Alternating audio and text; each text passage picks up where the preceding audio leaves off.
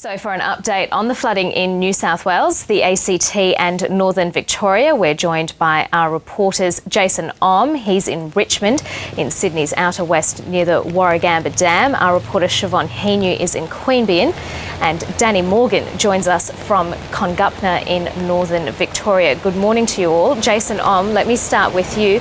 What's the situation downstream and when is the dam likely to overflow? Well, I'm at the Hawkesbury River, and as you probably can see behind me, it's getting quite swollen. Just in the last few minutes, there's been a lot of debris coming down. I mean, I saw quite a big log going down there. And on the other side of the bank, the river is actually touching the trees. Now, it really depends on how much rain there is over the next 24 hours about how high this river might rise. They are concerned that the river might rise to the bridge behind me, to the Richmond Bridge, and possibly close that off. This road is actually the main road into Sydney, and a lot of residents have taken the day off work and changed their travel plans as a result of that. The Warragamba Dam is nearly full. Last night it was about 95% full, and that's gradually getting to full capacity today. Now, the times about when this might overflow have been pushed out a number of times, but we believe it might be later this afternoon. And so what's the SES telling residents about their travel plans for today, Jason, if in fact that does get cut off? Well, there have been evacuation warnings for a number of areas downstream from the dam, and they've been telling door-knocking residents last night to tell them to be prepared to leave their homes. The other warning is that residents should change their travel plans in terms of changing their travel plans in regards to taking their kids to school. And I spoke to a number of residents earlier, and they were saying that they were very concerned about, if they drop their kids off on one side of the river and then by afternoon the river's flooded, their kids might be left on the other side. So they've decided to call off going to school, call off going to work, and to heed the warnings from the State Emergency Service. Jason Om, stay with us. Siobhan Heanue, let's bring you in now. And the Queanbeyan Caravan Park has been evacuated. That's right, Karina. The Caravan Park is right on the Queanbeyan River, which is beside me, and well, it's a little bit closer than usual today, in fact. So all the residents have moved away.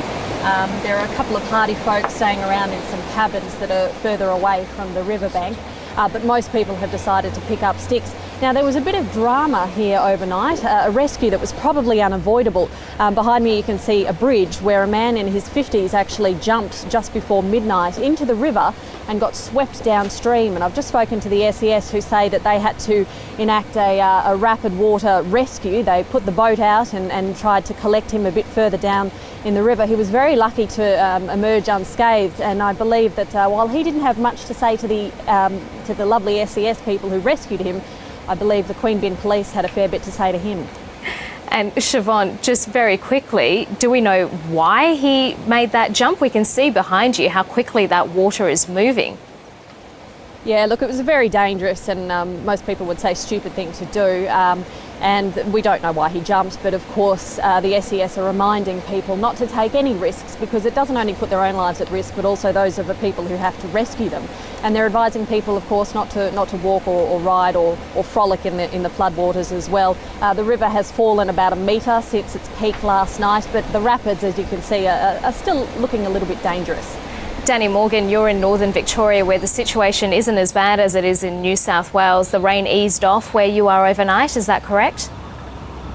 That's right, yes. The immediate threat in the Goulburn Valley has eased, but it's very flat country around here, so there's still plenty of water lying around towns like Congupna here and Talagaroopna, two towns just north of Shepparton. Also Yarrawonga, there's plenty of flooding around Yarrawonga, so lots of sandbagging going on around houses over there in Yarrawonga along the Murray River.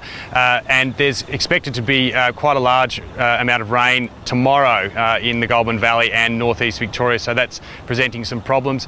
The rainfall earlier this week has meant that a lot of roads around here are closed, and there was I think in the last 24 hours a landslip on the road to Mount Buffalo, which has left a group of about 30 people up on the mountain stranded. I believe they're safe, but it's going to take authorities quite a while to clear the road, so they may not be able to get out until later this afternoon. Yeah, so just tell us a bit more about that, Danny. We can see that you're surrounded by water. How high is the water level there?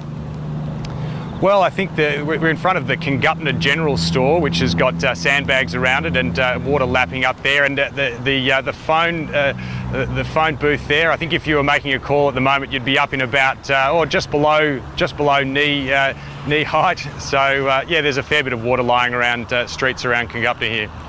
And as you mentioned, it's likely that the rain will return over the weekend. So are residents prepared?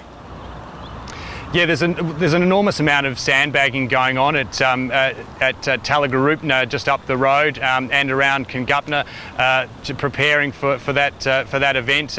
There's talk of between 30 and 50 millimetres here in the Goulburn Valley, and across to the east in the ranges between 80 and 100 mils. And so after rainfall totals between 200 and 300 mils in this region earlier in the week, yeah, that's going to definitely pose some problems.